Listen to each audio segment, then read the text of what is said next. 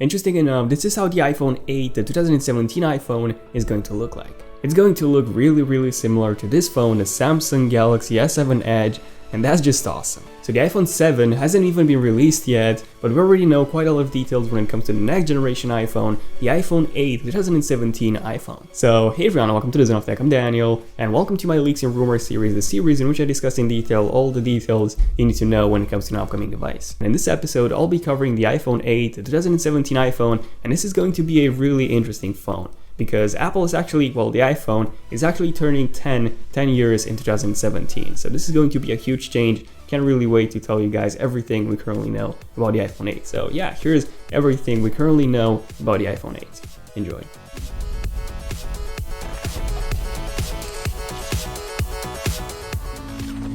Okay, so you might have seen my final Leaks and Rumors series on the iPhone 7, and yeah, you pretty much know that the iPhone 7 is going to be pretty much identical to the iPhone 6 and 6S. So yeah, we get the exact same design as on the iPhone 6 and 6S. The only actual differences are going to be, well, the lack of the two antenna lines on the back. We're also going to get improved performance, better cameras, especially on the iPhone 7 Pro. This one will come with that dual camera sensor. Now, the biggest change is actually going to be in terms of that headphone jack going away, but other than that, well, the iPhone 7 is also going to be waterproof, but other than that, well, no big changes actually. And because of all these leaks about the iPhone 7, well, the Apple community, everyone became pretty disappointed that the iPhone 7 won't actually come with any big changes. And also because of this, Apple is going to make some pretty big changes when it comes to the next generation iPhone, the iPhone 8, the 2017 iPhone. So number one, we have the name. So in terms of the iPhone 7, we still don't know for sure if it's actually going to be called the iPhone 7. This is because there aren't enough differences between the supposed iPhone 7 and the iPhone 6 and 6S, and also a brand new number implies a brand new design, a completely new design, which the iPhone 7, the 2016 iPhone,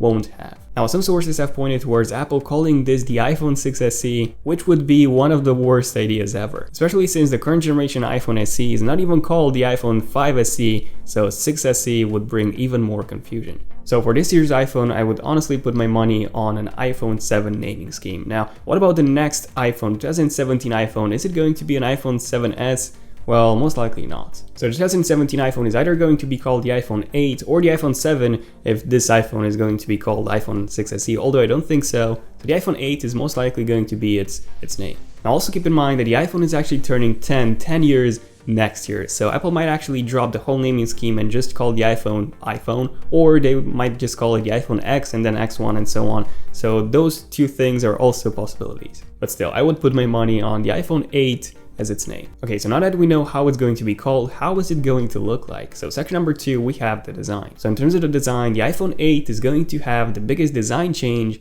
yet. It's supposedly going to come with a full glass body. So that means glass on both the front and the back, which kind of reminds us of the old iPhone 4 and 4S, just a much more modern version this time. But it's not just going to be a more modern version of the iPhone 4 and 4S, and the iPhone 8 is actually going to look insane. The front panel is actually going to be curved around the edges, and we might also see a slightly curved back as well. Okay, so how do I know all this? Well, Apple has actually applied for a patent, actually for multiple patents, involving an iPhone with a glass front that curves completely around the edges. So yeah, these are the patents, and some even made some renderings based on those patents. So this just might be how the iPhone 8 will look like. Now, I personally don't think it's going to be that round and that curved, but overall it's going to be really similar to the Samsung Galaxy S7 Edge when it comes to the design. And I'm personally really excited for this. The Samsung Galaxy S7 Edge, in my opinion, is the best looking phone. I mean, just take a look at this thing. It looks insane. I would honestly love an S7 Edge running iOS. iOS is still much more fluid than Android, especially when you have TouchWiz running on top of Android. And besides this, iOS also comes with much better RAM management, so performance-wise, yes, iOS is superior. However, when it comes to features and customization, Android is still much more superior. But that's a topic for a different video.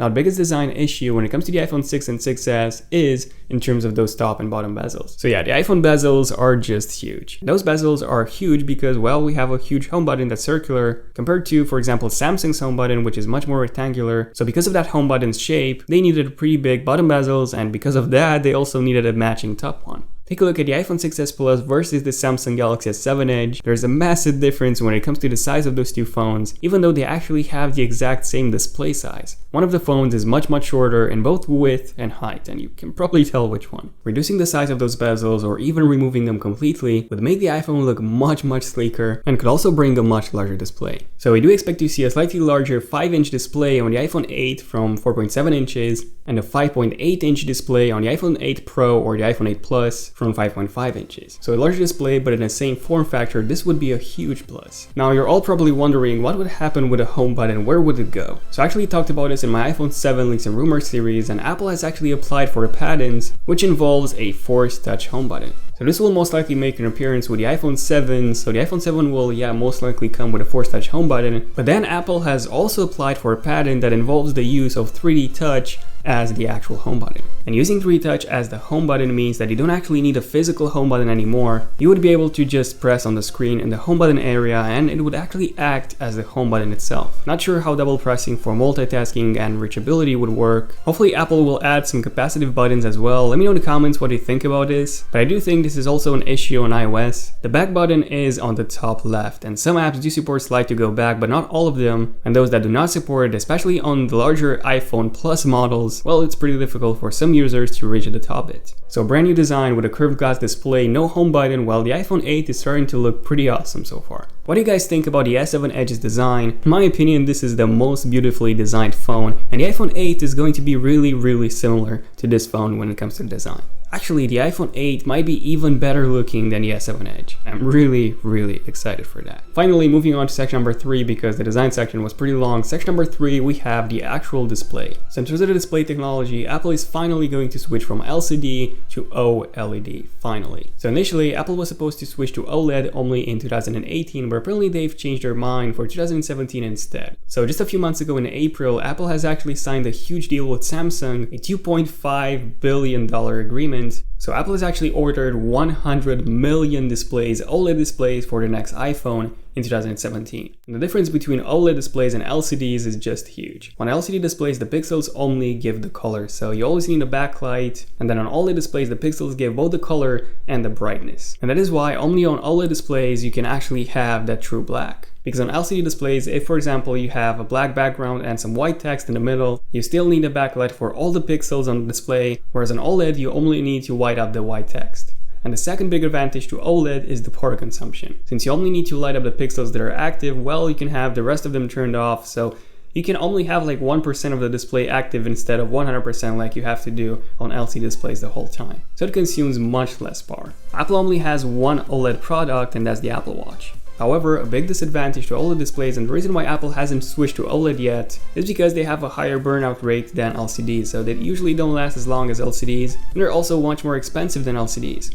They also tend to oversaturate colors too much, but overall, in terms of the picture quality, color gamut, and power consumption, OLED is the best display technology on the market right now. So in terms of the display technology, finally, OLED. Now in terms of the actual display size, we're not 100% sure because, as I said before, Apple has patented this, an iPhone with a curved display that curves around the entire edges, and this is most likely going to be the case. All sources, the patents, and everything point towards this. An iPhone 8 with a 5-inch display in the same form factor, and then an iPhone 8 Plus or the iPhone 8 Pro with a 5.7 or 5.8-inch display, again in the same form factor. Now, interesting enough, all of those 100 million orders were only for 5.5 inches displays, not 4.7 or 5 inches or 5.8 inches, 5.5 inches. All of them. This is actually confirmed, which means that Apple will actually opt for a smaller form factor and the same display size. So then the Plus will stay at 5.5 inches, but maybe, hopefully, the normal model will go up to 5 inches. And a 5.5-inch display is actually pretty good for the Plus model because the Plus model is already pretty large. And by reducing those bezels and keeping the same display size, the phone will actually be quite a lot smaller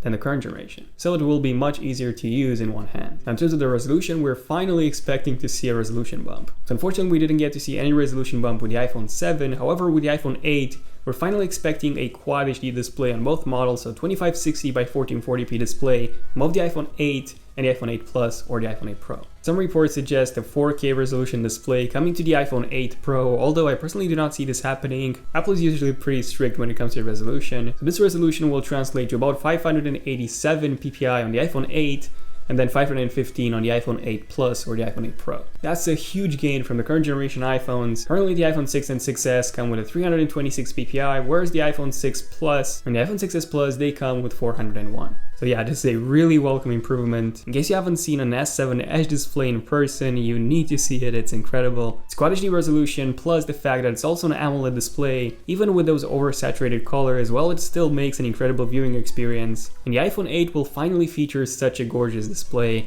I cannot wait. Also in terms of the display glass actually, we're expecting to see Gorilla Glass 5 on the iPhone 8. So Gorilla Glass 5 is now official, and it can sustain drops of up to 1.5 meters on concrete. That's insane. And this is going to be really useful in the iPhone 8 because the iPhone 8 is going to have glass on both the front and the back. So that glass needs to be as shatterproof or shatter resistant as possible.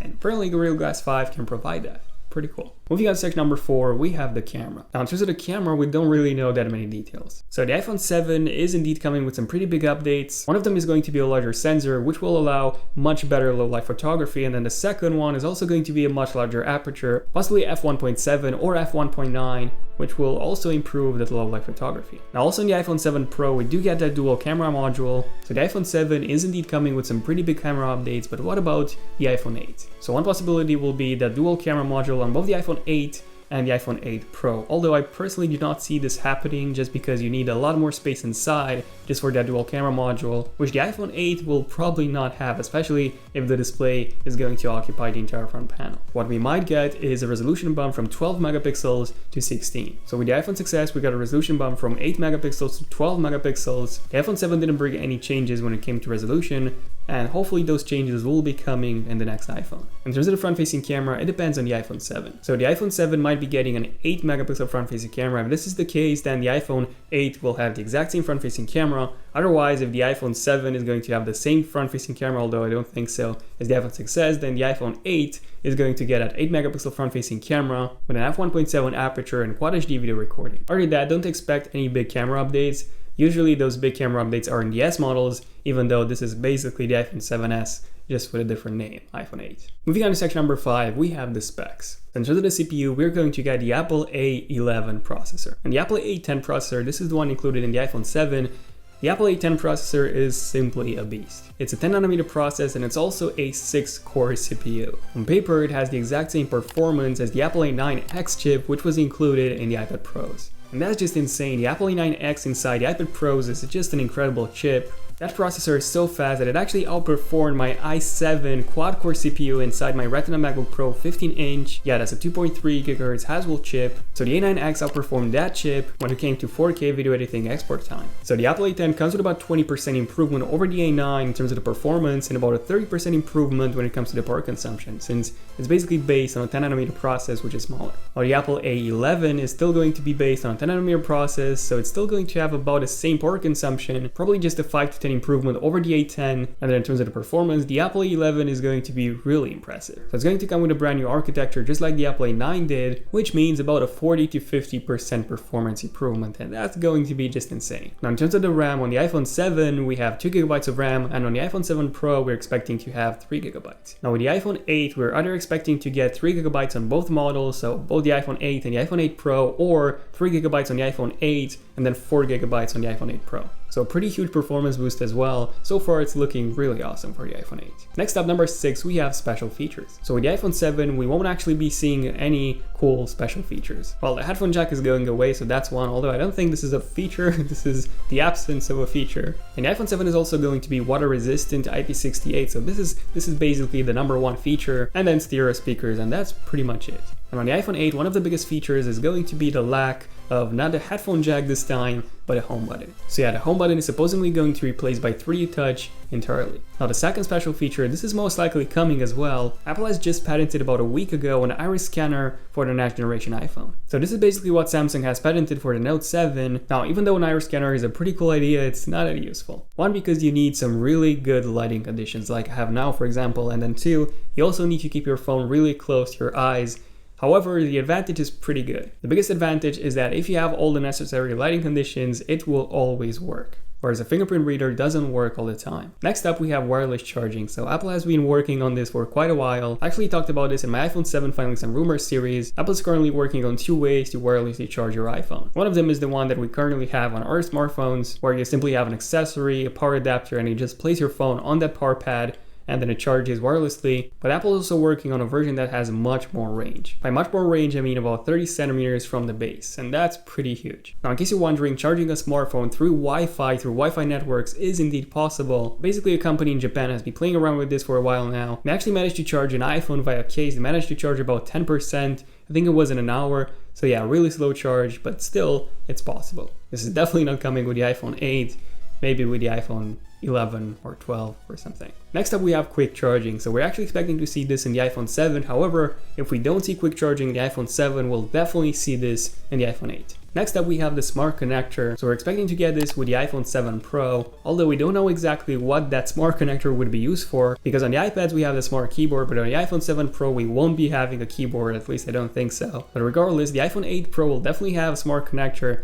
and if it's successful with the iPhone 7 Pro, then the iPhone 8, the regular model, will also have a smart connector as well. I'm really curious to see what accessories Apple will launch with that smart connector. Maybe something that has to do with wireless charging. That could be also a case as well. Let me know in the comments if you have any cool ideas regarding what that smart connector could be used for. Number 7, we have the battery life. So on the iPhone 7, we're expecting to see a much larger battery than on the iPhone 6s. So 1960 mAh one versus the 1750 mAh one that we have on the iPhone 6s. But on the iPhone 8, I'll have to say it right now, don't expect a larger battery, especially because the iPhone 8 will come with a brand new design and larger display. Apple is going to need that internal space, and usually Apple likes to sacrifice the thickness of the device for a smaller battery. It happened with pretty much every iPhone model, so I suspect this happening with the iPhone 8 as well. However, keep in mind that with the iPhone 8, we're getting that Apple A11 chip, which is much more power efficient than the A10.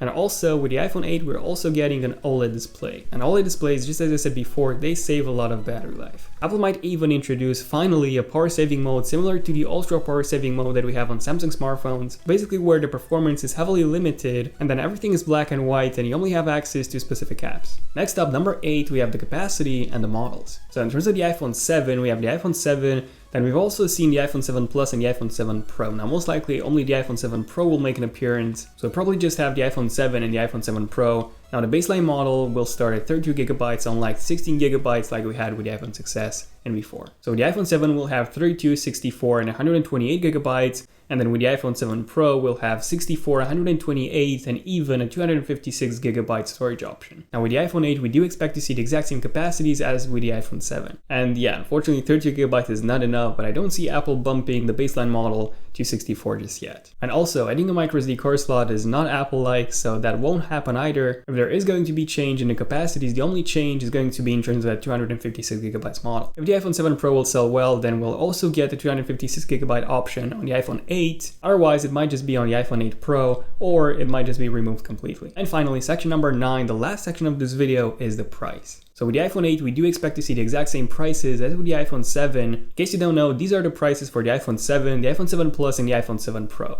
Now, just with the iPhone 7 Plus, there's a strong possibility that it won't happen, and if this is the case, then the iPhone 7 Plus's price would be the iPhone 7 Pro's price. So then these will probably be the prices for the iPhone 8. And actually, I haven't said anything about the release date, so yeah, section number 10, let's have 10 sections, the release date. So in terms of the release date, this is most likely going to be September 2017, so yeah, it's a pretty long way ahead. Another option would be June, even though we haven't had a June iPhone launch since forever, but that might be the case as well. So either June or September. I would honestly put my money on September, especially since the iPhone 8 is going to be a pretty big change.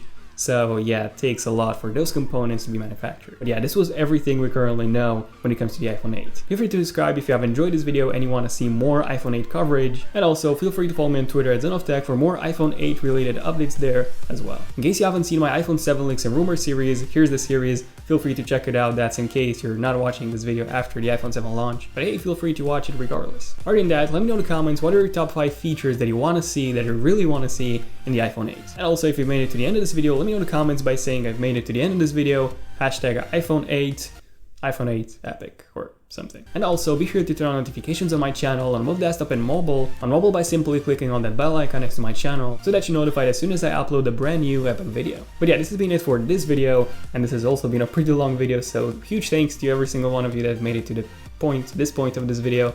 So yeah, thank you all for watching. I'm Daniel, and I'll see you guys in my next one. Son of Tech, signing out. Cheers.